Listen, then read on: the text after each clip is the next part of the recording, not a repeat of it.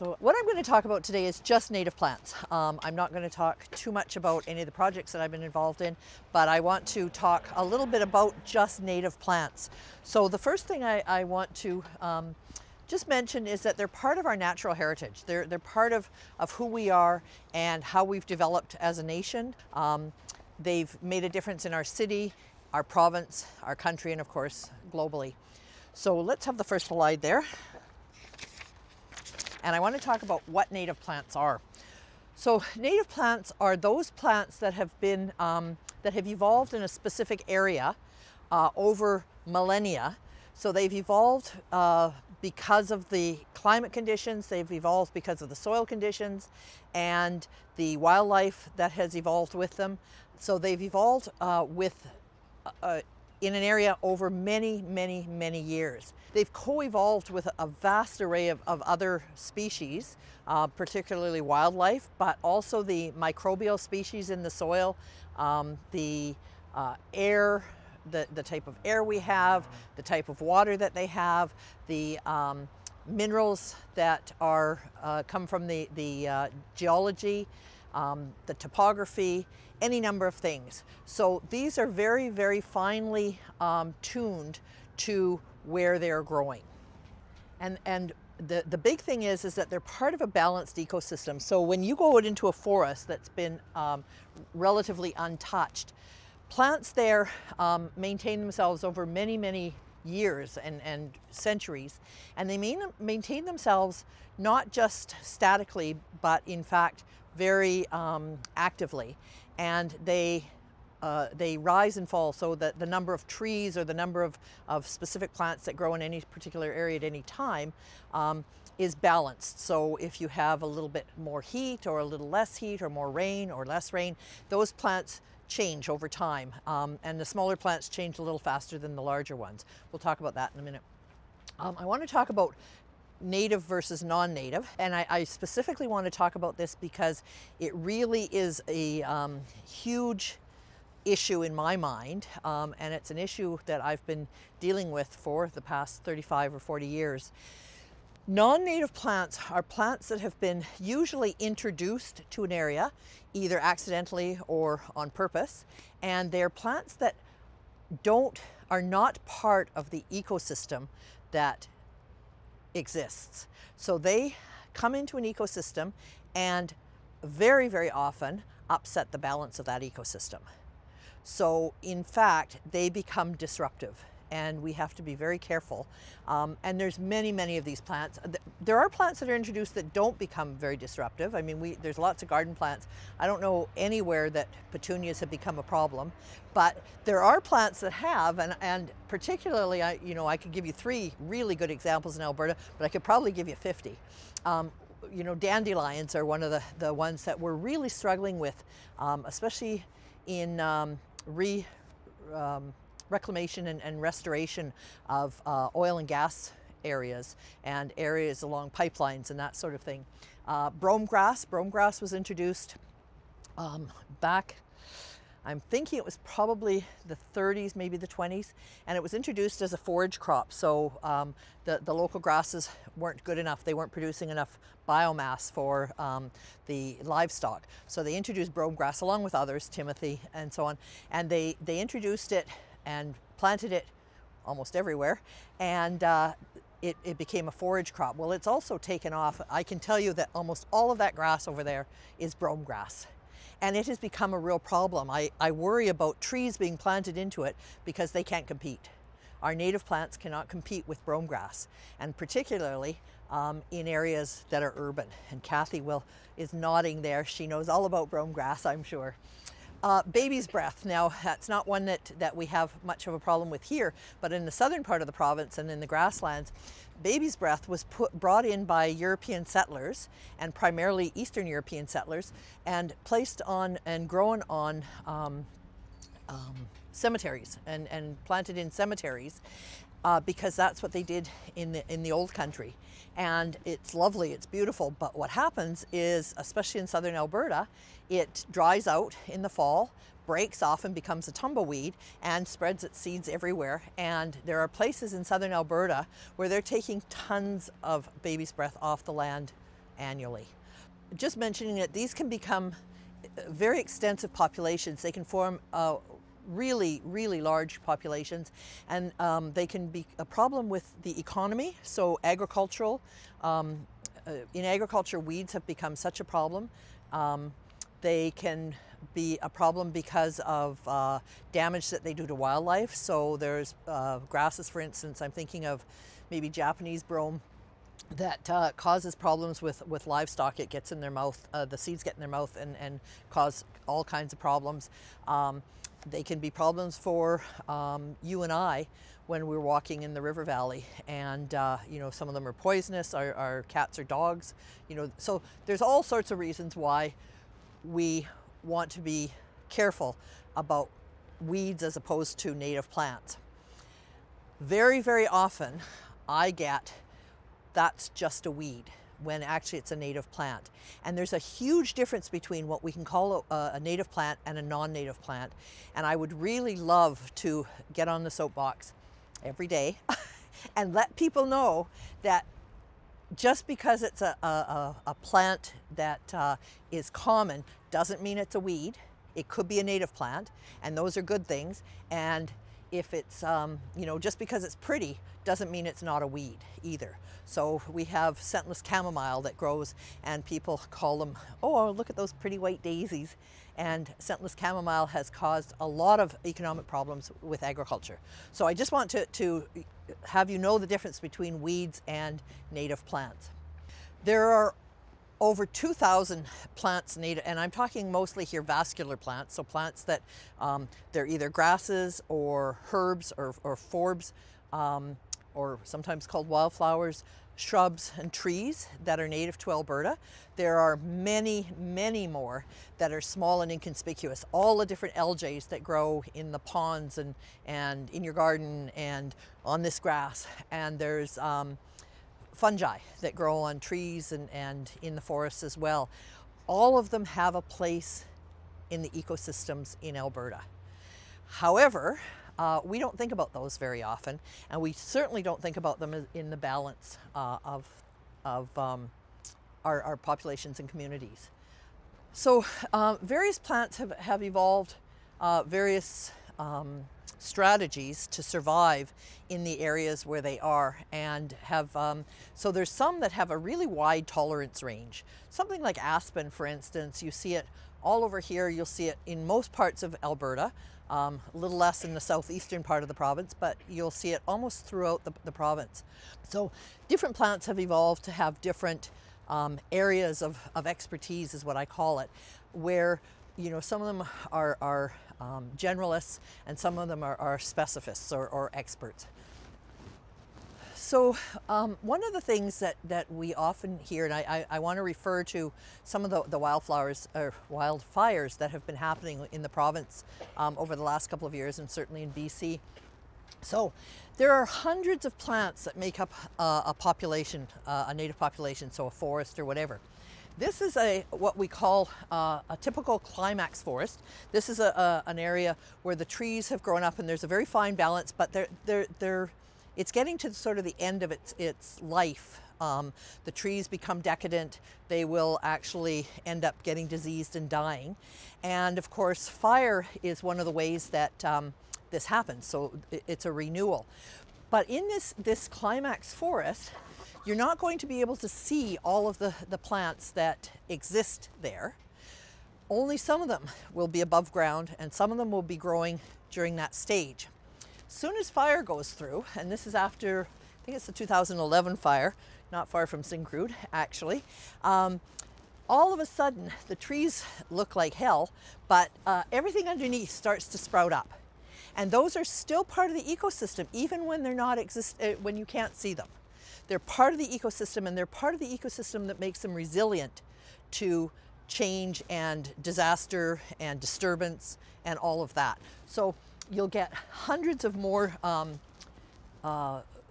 shrubs coming up, or some small trees, but shrubs and wildflowers and forbs, and even some of the mosses and algae will come up after the forest burns or is disturbed. So this is what I'm talking about when I say that they are It's a fine balance in the ecosystem that is absolutely necessary. You can't just plant trees and call it a community. There's all the other stuff that goes along with it, and it will not be sustainable if you don't have all of those parts, or at least a good part of those components that make it up.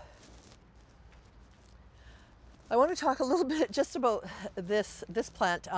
So when conditions change, our plant systems change, right? This is a plant that's considered rare in Alberta. It's called Enothera. It's one of the evening primroses, and it grows in the south western part of the province.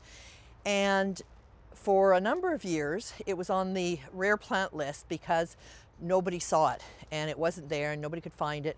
And all of a sudden, the Oldman River Dam was built, and the disturbance that was caused by the Oldman River Dam allowed this to flourish. And for about 10 years, it was everywhere. And then after that disturbance started to be reclaimed, and trees and native grasses and so on have come up, this one was outcompeted. It's gone. It's not gone completely. The seeds are still in the bank in the ground. And when another disturbance happens, this will reestablish itself. So it's one of my favorite plants, actually, because it's just so interesting that it grows in disturbances as opposed to in areas that are completely forested or covered with grassland. Ecological values, well, I talked a little bit about some of the values of native plants, but here with these pictures, I want to talk a little bit about the insect populations and, of course, pollinators. For instance, in southern Alberta, there's a plant called yucca that grows it grows well in the States, but it really reaches its northern range in the southern part of the province. And it actually has a symbiotic relationship with a moth. And if the moth isn't present, it does not get pollinated, and it doesn't produce seed. Therefore, it can't regenerate itself. The moth can't regenerate itself without the plant as well. So there's this link between these two species. And this happens over and over and over again throughout our natural communities, in our forests, in our grasslands, in our parklands, in our subalpine areas. But just some of our wildlife. There's a picture of a rattlesnake and a bear and an antelope. And they rely, every single one of them, and all of our wildlife rely on the plants. If they don't eat the plants directly, they eat the animals that eat the plants, or they eat the fungus that breaks down the plants. So we have to be really aware that it isn't just a matter of plants, it's a matter of community, and that they make up this very, very fine balance. Trees and native plants are nutrient cyclers, so they take the nutrients up in some forms, and then as they die, those nutrients are back into the ground, and they cycle through it all again. They need the decomposers, they need the algae, they need the fungus, they need the soil microbes to do this as well. Trees particularly, but other species as well, are sequester carbon and keep that out of the atmosphere as part of our greenhouse effect and global warming. Water filtration, so, and again, Kathy mentioned the stormwater ponds here, that the plants that grow in our waterways actually filter the water, filter the systems, and allow the waters to go back into our river systems cleaner than if they didn't go through, and the plants there. Plants can take some of the heavy metals and so on out of the systems and sequester them as well. I want to talk a little bit about cultural and social values as well. I'm working right now with 5 First Nations up in around the Fort McMurray area in Wood Buffalo, and we're working with them to look at and try and replant and maintain some of the native plants that are meaningful to them, that have cultural significance. So some of those plants, some of them could be foodstuffs, some of them could be medicines, and some of them are just used for spiritual purposes. One project that I'm working on for the oil sands is to work with the elders. I was out for a week with 30 elders from 5 different nations this summer, looking at the plants and having them show me what's significant to them. Not why it's significant necessarily. Some of them shared that knowledge and some decided not to, but they want those plants put back into areas that are being disturbed, particularly at this point by the oil sands, but anywhere else as well. I'm sure the city has the same sort of issues, that we would like to put some of those plants back in for our Native friends and our First Nations folks. But not just for the First Nations. I mean, there's lots of plants here that have value for you and I. I don't know how many of you go out Saskatoon picking, or the low bush cranberry, blueberries, all of those that we use as well. And just the aesthetic value. All of us believe that we have that plants have some sort of aesthetic value, which is again why Kathy is doing the work that she's doing with the city. So conservation and preservation. One of the things that I think so many people don't think about is that it's one thing to have plants growing in your garden, native plants growing in your garden, or to use them for reclamation, or to plant them in our parks and so on. But really, the best thing we can do is preserve what we already have and conserve it, as opposed to allowing those to be lost. And we can do that by, particularly in natural parks. So we have areas just around the city that have been left natural, and we have some of the wonderful plants there. We have large parks such as the national and provincial parks, and a lot of plants are preserved there. It is not illegal to be digging up native plants and bringing them to your yard, but it's not a good idea. So I think that that's something that a lot of people, I don't know how many times a year I hear people say, oh, I dug up this lovely orchid and I put it in my yard and then it died. And I'm thinking, one more plant gone, right? There are ways of getting these into your yard that don't require digging them up. So just preserving what we see and what we have is really important. And I think that Canada's really fortunate. I've done some travel in Europe, and you know, because Europe has been cultivated and inhabited for so long, they just don't have the native plants. You go into their mountains, and a lot of the plants that are in their mountains are weedy things that have come in, or it's very reduced. So they don't have the number of native species that they once had. We are so lucky here to have what we have. Let's preserve it. I do want to talk a little bit about revegetation of disturbed sites. And I want to talk about that because it's very close to my heart. When I first started working in, I guess it was 1979 in the province, almost all of our revegetation, our reclamation, well, in fact, all of it used non-native plants. They used brome grass, they used non-native trees like Siberian larch. They have used, just all kinds of things. Lawn grass. And what happens is they look great for a while, right? You can plant these things and they look great for a while. But green isn't always green. Just because something's green doesn't mean that it's going to maintain itself and be sustainable. And that's one of the things that we've learned over the years, is that in order to be sustainable, you have to have that balance. And planting lawn grass on some sort of construction site, you know, in Alberta or isn't going to produce a self-sustaining system. It's going to be something that you have to maintain over the years. So as we've gone along, we've done a lot of work on looking at native plants. And unfortunately, I mean, right now there's probably only about 130, 140 native plants that are used in revegetation out of the thousands of plants that exist. But it's a good start. And we started work in southern Alberta, actually, with the provincial government, looking at some of their small construction sites where they were constructing check dams and so on.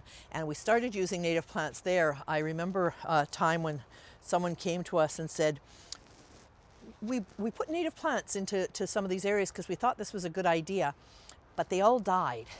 And we said, so where did you get the plants from? And they said, California. And we said, lovely.